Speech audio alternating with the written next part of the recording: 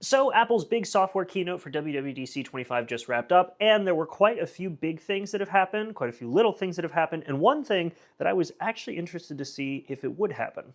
So one of the big things was that basically every OS that Apple has now is called 26 because it's supposed to carry through for the year 2026. The only one that actually got a specific name was, of course, macOS, which got the name Tahoe, which actually just finished downloading and is about to install on my Mac. But alongside the OS names being unified under the number 26, we also have a new unified UI design with what Apple is calling Liquid Glass. It basically just takes the bubbly and glass-looking design interface of the Vision Pro and puts it on all the other devices. Now, funnily enough, as a car guy, I'm used to the name Liquid Glass being associated with a fantastic car polish, but well, now it's the name of the design language of macOS. What I would consider little things are the improvements that are slowly but surely making their way to Apple Intelligence. But Apple Intelligence is kind of a weird one because we got a ton of stuff announced last year that never came to fruition because it didn't meet Apple's high requirements, which is literally what they said in the keynote.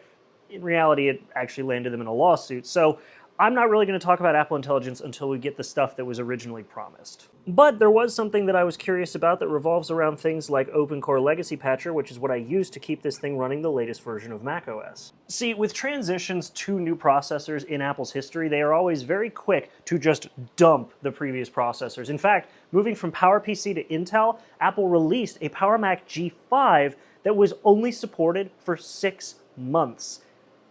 6 months, then no more support for a brand new machine. But that's not what Apple's doing this time. It has now been almost 5 years since Apple Silicon was announced, and we still have, count them, 1, 2, 3 Macs in the Apple lineup that are still using Intel. Now, the reason for this, I would assume, is because the ones that are still supported have pretty powerful Intel processors, and they are also the more expensive variants of the Mac laptops and desktops, being the MacBook Pro and the Mac Pro. But it is nice to see that, at least for a little while longer, things like OpenCore Legacy Patcher will let users like me force the latest version of macOS onto unsupported hardware, and, well, after that, I guess we'll have to just see what happens. But overall, this was a pretty interesting keynote with the new UI design, the unified naming, and all these little features, and the fact that Intel is still supported at least for another year.